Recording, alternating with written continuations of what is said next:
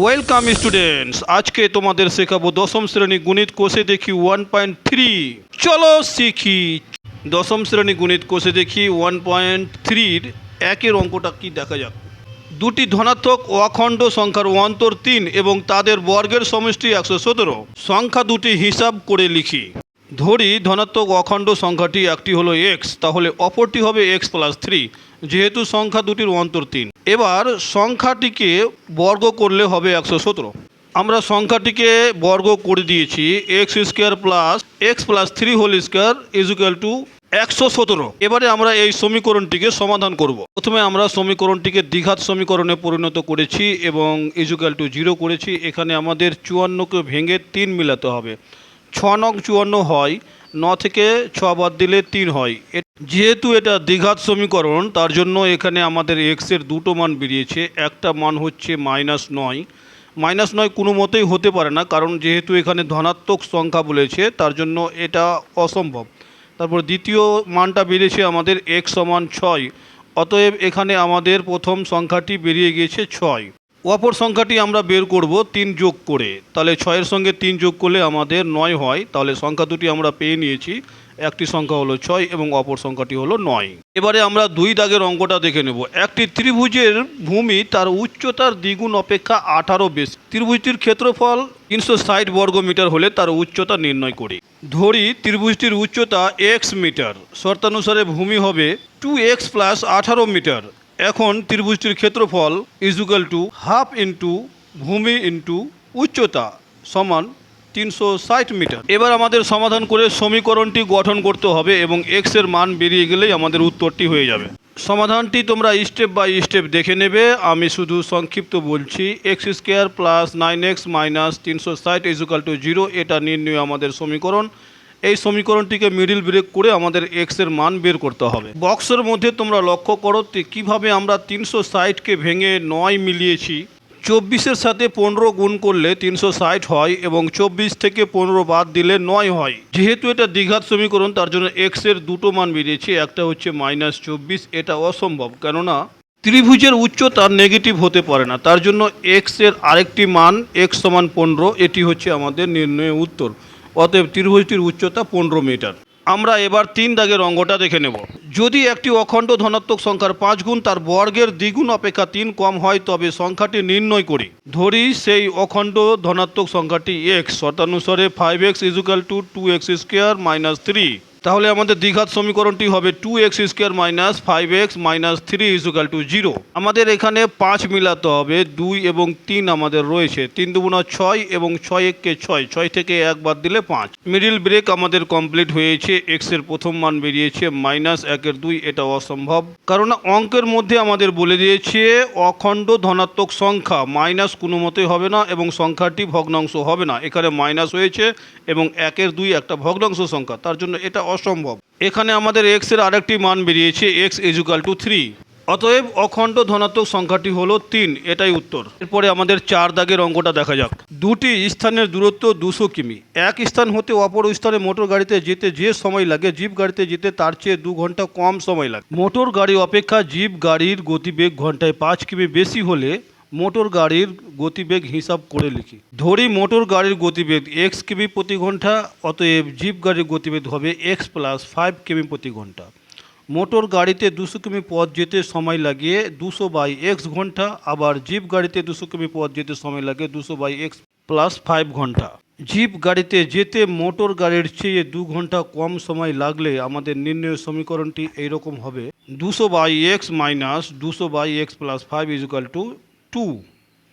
অতএব আমরা x এবং x প্লাস 5কে লসাগু ধরে আমরা সমাধানটি করেছি। নির্ণয় সমাধানটি আমাদের এসেছে x² plus 5x equal two 500। আমরা 500কে সমান চিহ্নের এই দিকে নিয়ে চলে আসব। x² plus 5x minus 500 equal two 0। এবার আমাদেরকে 500কে ভেঙে 5 মিলাতে হবে, অর্থাৎ মিডিল ব্রেক করে x এর মান বের করতে হবে। 500কে অলরেডি আমরা ভেঙে নিয়েছি। 25কে 20 দিয়ে গুণ করলে 500 হয় এবং 25 থেকে 20 বাদ দিলে 5 হয়। অবশেষে আমাদের x এর মান বেরিয়ে গেছে। x এর মান দুটো বেরিয়েছে। প্রথম x এর মান হচ্ছে -25, এটা অসম্ভব। এটা এই কারণে অসম্ভব, গাড়ির গতিবেগ কোনোদিন মাইনাস হতে পারে না, তার জন্য আমাদের এক্সের দ্বিতীয় মানটা ধরে নেব। এক্সের দ্বিতীয় মান হচ্ছে 20, অর্থাৎ মোটর গাড়ির গতিবেগ 20 কিমি প্রতি ঘন্টা। এটাই উত্তর। এরপরে 5 নম্বর দাগের অঙ্কটা দেখা যাক। অমিতাদের আয়তাকার জমির ক্ষেত্রফল 2000 বর্গ কিলোমিটার এবং পরিসীমা 180 মিটার। অমিতাদের আয়তাকার জমির দৈর্ঘ্য ও প্রস্থ হিসাব করে লিখি। ধরি অমিতাদের আয়তাকার জমির দৈর্ঘ্য x মিটার এবং প্রস্থ y মিটার। জমির ক্ষেত্রফল হবে x into y equal to 2000। Y সমান 2000 বাই এক্স, এটা 1 নম্বর সমীকরণ আমরা ধরতে পারি। আবার আয়তাকার জমির পরিসীমা সমান আমরা জানি 2 ইন্টু দৈর্ঘ্য যোগ প্রস্থ ইজুকাল টু 180, এটা 2 নম্বর সমীকরণ। 1 নম্বর সমীকরণের মান 2 নম্বর সমীকরণে বসিয়ে পাই। 2 নম্বর সমীকরণটা ছিল আমাদের 2 ইন্টু দৈর্ঘ্য যোগ প্রস্থ, দৈর্ঘ্যটা এক্স, প্রস্থটা ওয়াই। ওয়াই না বসিয়ে আমরা ওয়াই এর মানটা বসিয়ে দিলাম 2000 বাই এক্স। এখানে 2 এবং 180 কেটে গিয়ে 90 হয়েছে। অতএব আমাদের x plus 2000 by x equal to 90। আমরা এক্স লসাগু ধরলে পরে আমাদের সমীকরণটা দাঁড়ায় x square plus 2000 by x equal to 90। এবার আমরা কোনাকানি গুণ করে নেব। X square plus 2000 is equal to 90 x, বা x square minus 90 x plus 2000 is equal to 0। এটা হচ্ছে আমাদের নির্ণয় সমীকরণ। এবার আমরা মিডিল ব্রেক করে এক্সের মান বের করব এবং 2000কে ভেঙে 90 মিলাবো। বক্সের মধ্যে তোমরা লক্ষ্য করো 2000কে ভেঙে আমরা কিভাবে 90 করেছি সেটা একবার দেখে নাও। 50 এবং 40 গুণ করলে 2000 হয় এবং 50 এবং 40 একসঙ্গে যুক্ত করলে 90 হয়। মিডিল ব্রেক করে আমাদের দুটো উত্তর হয়েছে, একটা x সমান 50 এবং একটা x সমান 40। x সমান 40 আমাদের হবে না, কেননা দৈর্ঘ্য থেকে প্রস্থ কোনোদিন বড় হতে পারে না। অতএব আমাদের উত্তরটি হবে x সমান 50। ক্ষেত্রাকার জমিটির দৈর্ঘ্য হবে 50 মিটার, প্রস্থ হবে 2000কে 50 দিয়ে ভাগ করলে 40 মিটার। এরপরে আমরা 6 দাগের অঙ্কটা শিখব। দুই অঙ্কের একটি সংখ্যা দশকের ঘরের অঙ্ক এককের ঘরের অঙ্ক অপেক্ষা 3 কম। সংখ্যাটি থেকে উহার অঙ্ক দুটির গুণফল বিয়োগ করলে বিয়োগফল 15 হয়। ধরি একক স্থানীয় সংখ্যাটি x, অতএব দশক স্থানীয় সংখ্যাটি x মাইনাস 3। যেহেতু দশক স্থানীয় সংখ্যাটি একক স্থানীয় সংখ্যাটি থেকে 3 কম, অতএব সংখ্যাটি হবে 10 গুণিত x minus 3 equal to 10x minus 30 plus x equal to 11x minus 30। শর্তানুসারে 11x minus 30 minus x minus 3 into x equal to 15। এখানে আমাদের এটাকে সমাধান সমীকরণের মাধ্যমে বের করতে হবে। তোমরা স্টেপ বাই স্টেপ ভালো করে দেখে নিও, আমি সংক্ষিপ্ত বলছি। X square minus 14x plus 45 equal to 0। আমাদের 45কে ভেঙে 14 মিলাতে হবে। বক্সের মধ্যে দেখো আমরা 45কে ভেঙে কিভাবে 14 মিলিয়েছি। 5 নং 45 এবং 5 আর 9 যুক্ত করলে 14 হয়, তাহলে আমাদের 14x মিলে যাচ্ছে। এই দ্বিঘাত সমীকরণে x এর মান দুটি বেরিয়েছে, দুটি মানই আমাদের উত্তর হবে। একক স্থানীয় সংখ্যাটি হবে 9 অথবা 5, এটাই আমাদের নির্ণয় উত্তর। এরপরে 7 নম্বর দাগের অঙ্কটি দেখা যাক। আমাদের স্কুলের চৌবাচ্চায় দুটি নল আছে। নল দুটি দিয়ে চৌবাচ্চাটি 11:1 মিনিটে পূর্ণ হয়। যদি নল দুটি আলাদাভাবে খোলা থাকে তবে চৌবাচ্চাটি ভর্তি করতে একটি নল অপর নল থেকে 5 মিনিট বেশি সময় নেয়। প্রত্যেকটি নল পৃথকভাবে চৌবাচ্চাটিকে কত সময়ে পূর্ণ করবে হিসাব করে লিখি। ধরি একটি নল দিয়ে x মিনিটে এবং অপর নলটি দিয়ে x প্লাস 5 মিনিটে পূর্ণ করতে পারে। নলটি দিয়ে 1 মিনিটে পূর্ণ করে 1-এর x অংশ, অনুরূপভাবে অপর নলটি দিয়ে 1 মিনিটে পূর্ণ করে 1/x প্লাস 5 অংশ। একসাথে 1 মিনিটে পূর্ণ করে 1/x plus 1/x plus 5 equal to x plus 5 plus x is by x into x plus 5 equal to 2x plus 5 by x square plus 5x অংশ। দেওয়া আছে 11:9 ইজুকাল টু 100/9 মিনিটে পূর্ণ করে 1 অংশ, তবে 1 মিনিটে পূর্ণ করে 9-এর 100 অংশ। শর্তানুসারে 2x plus 5 by x square plus 5x equal to 9-এর 100। এবারে আমরা এই সমীকরণটিকে সমাধান করব। বক্সের মধ্যে তোমরা লক্ষ্য করো 500 এবং 9কে একসাথে ভেঙে আমাদের 155 কিভাবে মেলাতে হবে। x এর মান অলরেডি আমাদের দুটো বেরিয়ে গেছে। একটা মান হচ্ছে -25-9, এটা কোনো মতোই হতে পারে না। এক্স এর আরেকটি মান বেরিয়েছে এক্স ইজুকাল টু 0, অতএব একটি নল দিয়ে 20 মিনিটে চৌবাচ্চাটি পূর্ণ হয় এবং অপর নলটি দিয়ে 20 + 5 25 মিনিটে পূর্ণ হয়। এরপরে 8 নম্বর দাগের অঙ্কটা দেখা যাক। পর্ণা ও পীযূষ কোনো একটি কাজ একত্রে 4 দিনে সম্পূর্ণ করে। আলাদাভাবে একা একা কাজ করলে পর্ণা যে সময় লাগে পীযূষের তার চেয়ে 6 দিন বেশি সময় লাগে। পর্ণা একাকী কত দিনে কাজটি সম্পূর্ণ করতে পারবে হিসাব করে লিখি। ধরি পর্ণা এক্স দিনে সম্পূর্ণ কাজটি করতে পারে, অতএব একদিনে করতে পারে একের এক্স অংশ। অনুরূপভাবে পীযূষ একদিনে করতে পারে 1/x + 6 অংশ। একদিনে একসাথে করতে পারে 2x + 6/x² + 6x অংশ। দেওয়া আছে 4 দিনে একসাথে এক অংশ কাজটি সম্পূর্ণ করতে পারে, অতএব একদিনে করতে পারে একের 4 অংশ। শর্তানুসারে 2x + 6/x² + 6x = 1/4। এটাকে আমাদের সমাধান করতে হবে। অতএব আমাদের নির্ণয়ের সমীকরণটি হচ্ছে x² - 2x - 24 = 0। আমাদের 24কে ভেঙে 2 মেলাতে হবে। 4 × 6 = 24, 6 থেকে 4 বাদ দিলে 2 হয়। বক্সের মধ্যে দেখো দেওয়া আছে সুন্দরভাবে। আমাদের x এর দুইটি মান বেরিয়েছে, x = -4, অবাস্তব, এটা হতে পারে না। তারপরে দ্বিতীয় মানটি হচ্ছে আমাদের x = 6, আমাদের নির্ণয়ের উত্তর হচ্ছে 6। অতএব নির্ণয়ের উত্তরটি আমাদের এভাবে লিখতে হবে, পর্ণা একাকী কাজটি 6 দিনে সম্পূর্ণ করতে পারে। এরপরে আমরা 9 নম্বর দাগের অঙ্কটা শিখে নেব। কলমের মূল্য প্রতি ডজন 6 টাকা কমলে 30 টাকায় আরও 3টি বেশি কলম পাওয়া যাবে। কমার পূর্বে প্রতি ডজন কলমের মূল্য নির্ণয় করি।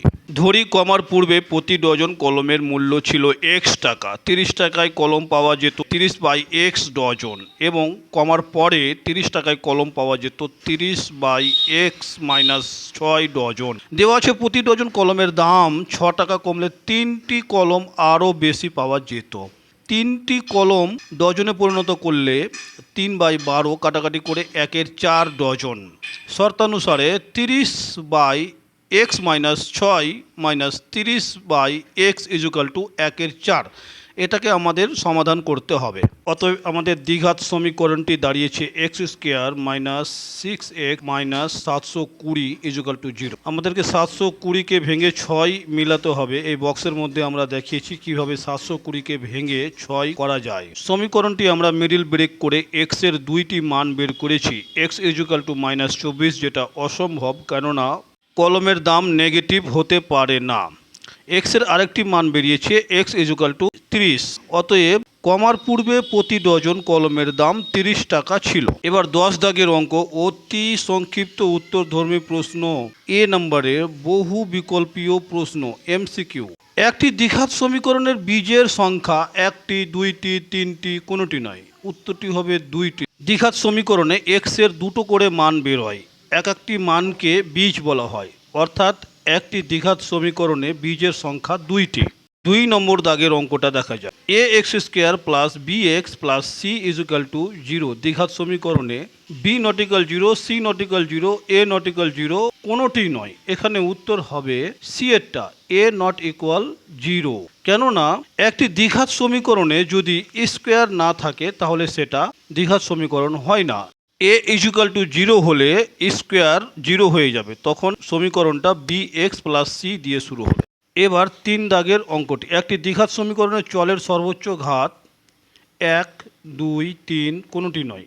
উত্তরটি হবে বি এর 2। একটি দ্বিঘাত সমীকরণের চলের সর্বোচ্চ ঘাত হচ্ছে 2। এখানে ঘাত বলতে x² বলা হয়েছে, অর্থাৎ x² দুটো ঘাত থাকে। x² ছাড়া দ্বিঘাত সমীকরণ তৈরি হয় না। এবার 4 নম্বর অঙ্কটি দেখা যাক। 4 × 5x² - 7x + 2 = 5 × 4x² - 6x + 3x। সমীকরণটি রৈখিক, দ্বিঘাত, ত্রিঘাত, কোনোটি নয়। উত্তরটি হবে রৈখিক, এ নম্বরটা রৈখিক হবে। স্ক্রিনে তোমরা দেখো কি করে রৈখিক সমীকরণ হয়। সমীকরণটিতে চলের সর্বোচ্চ ঘাত 1 রয়েছে। যে সমীকরণে চলের সর্বোচ্চ ঘাত 1 থাকে তাকে রৈখিক সমীকরণ বলা হয়। 5 দাগের অঙ্কটা x² / x = 6। সমীকরণটির বীজদ্বয়, a নম্বর দেওয়া আছে 0, b নম্বর 6, c নম্বর 0 ও 6, d নম্বর -6 এটি হবে এখানে 6, কেননা এই সমীকরণটিতে এক্স এর মান 6 ধরে আমরা স্ক্রিনে দেখিয়েছি, একটু লক্ষ্য করো। 10 দাগের বি এর একের অঙ্কটা, নিচের বিবৃতিগুলি সত্য না মিথ্যা লিখি। একের অঙ্কটা হচ্ছে x-3 whole square is equal to x square minus 6x plus 9 একটি দ্বিঘাত সমীকরণ। এটা হচ্ছে মিথ্যা, তার কারণ হচ্ছে স্ক্রিনে দেওয়া আছে, একটু ভালো করে দেখে নাও। প্লাস মাইনাসে সব সংখ্যাগুলোই কেটে যাচ্ছে, 0 ইজ ইকুয়াল টু 0 থাকছে, 0 ইজ ইকুয়াল টু 0 এটা কোনো সমীকরণ নয়, তার জন্য এটা দ্বিঘাত সমীকরণে কোনো প্রশ্নই উঠবে না। বি এর 2 নম্বর দাগের অঙ্কটা দেখা যাক। X square is equal two 25 সমীকরণটি একটি মাত্র বীজ 5, এটা মিথ্যা, কারণ x square is equal two 25 হলে এক্স সমান +5 এবং -5 হবে, অর্থাৎ এক্স এর দুটি বীজ হবে, একটা +5 একটা -5। 10 এর সি এর একের অঙ্কটা দেখা যাক। যদি a x square plus b x plus c is equal to 0 সমীকরণটি এ সমান 0 হয়, তাহলে সমীকরণটি একটি রৈখিক সমীকরণ হবে। এটা স্ক্রিনে একবার লক্ষ্য করো। সি এর 2 নম্বর দাগের অঙ্কটা দেখা যাক। যদি একটি দ্বিঘাত সমীকরণের দুটি বীজই এক হয়, তাহলে সমীকরণটি হলো x square minus 2x plus 1। স্ক্রিনে লক্ষ্য করো। সি এর 3 দাগের অঙ্কটা দেখা যাক। X square is equal two 6x সমীকরণটির বীজদ্বয় 0 ও 6 হবে। কি করে হবে এটা স্ক্রিনে একবার লক্ষ্য করো। এরপরে 11 দাগের সংক্ষিপ্ত উত্তরধর্মী প্রশ্ন এস এ। অঙ্কগুলো করার জন্য দুটো সূত্র আমাদের মনে রাখতে হবে। বীজদ্বয়ের যোগফল -b/a, বীজদ্বয়ের গুণফল c/a। 1 নম্বর অঙ্কটা দেখা যাক। X square plus ax plus 3 is equal to 0 সমীকরণের একটি বীজ 1 হলে a এর মান নির্ণয় করি। a এর মান নির্ণয় করার জন্য আমাদের x এর মান 1 বসিয়ে সমীকরণটি করতে হবে। স্ক্রিনে দেখতে পাচ্ছ x square plus ax plus 3x is equal to 0। যেখানে যেখানে x রয়েছে সেখানে আমি 1 বসিয়ে a এর মান a ইজ ইকুয়াল টু -4 পেয়েছি, অর্থাৎ এখানে a এর মান হবে -4। এবারে 11-র 2 এর অঙ্কটা দেখা যায়। X square minus 2 plus b into x plus 6 is equal to 0 সমীকরণের একটি বীজ 2 হলে অপর বীজটির মান লিখি। স্ক্রিনে দেওয়া সূত্রটিকে কাজে লাগিয়ে আমরা এর মানটা বের করব। ধরি অপর বীজটি পি, বীজদ্বয়ের গুণফল ইজ ইকুয়াল টু c/a, এটা আমরা সূত্র থেকে পেয়েছি। বীজদ্বয়ের গুণফল বলতে 2p ইজ ইকুয়াল টু 6, এখানে c সমান 6 এবং a সমান যেহেতু কিছু নাই তার জন্য 1 ধরব। অতএব p ইজ ইকুয়াল টু 6/2, 3 দুগুণা 6, এদিকে p ইজ ইকুয়াল টু 3, অতএব অপর বীজটি হলো 3। এরপরে 11-র 3-এর অঙ্কটা দেখা যাক। 2x square plus kx plus 4 is equal to 0 সমীকরণটির একটি বীজ 2 হলে অপর বীজটির মান লিখি। একইভাবে আমরা স্ক্রিনে দেওয়া সূত্রটিকে কাজে লাগিয়ে এর উত্তর বের করব। ধরি অপর বীজটি p, বীজদ্বয়ের গুণফল c/a। বীজদ্বয়ের গুণফল বলতে এখানে 2p is equal two c সমান 4, a সমান 2, p সমান 4/2 গুণিত 2, অতএব p সমান 1, অতএব অপর বীজটি হলো 1। 4-এর অঙ্কটা দেখা যাক। একটি প্রকৃত ভগ্নাংশ ও তার অনন্যকের অন্তর 9/20 সমীকরণটি লিখি। অঙ্কটি খুবই সহজ। ধরি প্রকৃত ভগ্নাংশটি x, তাহলে এর অনন্যক হবে 1/x, তাহলে এখানে সবচেয়ে বড় সংখ্যা হচ্ছে 1/x, অতএব 1/x minus x is equal to 9/20। এরপরে আমরা 11-র 5-এর অঙ্কটা শিখব। A x square plus b x plus 35 is equal to 0 সমীকরণের বীজদ্বয় -5 -7 হলে এ এবং বি এর মান লিখি। এই অঙ্কটি শেখার জন্য আমাদের স্ক্রিনে দেওয়া সূত্রগুলো কাজে লাগবে। প্রথমে আমরা বীজদ্বয়ের গুণফল c/a দিয়ে অঙ্কটা শুরু করব। বীজদ্বয়ের গুণফল বলতে এখানে -5 into -7 is equal two 35/a। এখানে c এর মান 35, a এর মান এই হবে। 7কে আর 5কে গুণ করে 5 7 35 হয়, 35 কেটে গেলে a ইজ ইকুয়াল টু 1, অতএব এখানে a এর মান 1। এরপরে আমরা বি এর মান বের করব। বি এর মান বের করার জন্য সংখ্যা দুটির যোগফল -b/a, -5 এবং -7কে যোগ করে নেব এবং বি এর মান যেহেতু আমাদের বের করতে হবে তার জন্য বি এর মান বসাবো না, এখানে -b থেকে যাবে এবং নিচে a এর মান যেহেতু আমরা 1 পেয়েছি তার জন্য a না বসে আমরা সেখানে 1 বসাবো। এরপরে আমরা সমাধানটা করলে 7 আর 5 যোগ করলে -12 হয় এবং -b থেকে যায়। -12 ইজ ইকুয়াল টু -b হয়, মাইনাস কেটে গেলে b ইজ ইকুয়াল টু 12। অতএব আমাদের নির্ণয় উত্তরটি হবে a সমান 1 এবং b সমান 12। Thank you for watching. ভিডিওটি থেকে যদি তুমি কিছু শিখে থাকো তাহলে অবশ্যই একটা লাইক করবে, সাবস্ক্রাইব করবে এবং কমেন্ট করে বলো তুমি কোন জায়গা থেকে আমাদের এই ভিডিওটা দেখছো। আমি অবশ্যই একটা কথা বলবো, অঙ্ক করতে হয় না, অঙ্ক শিখতে হয়। তাই বলি চলো শিখি।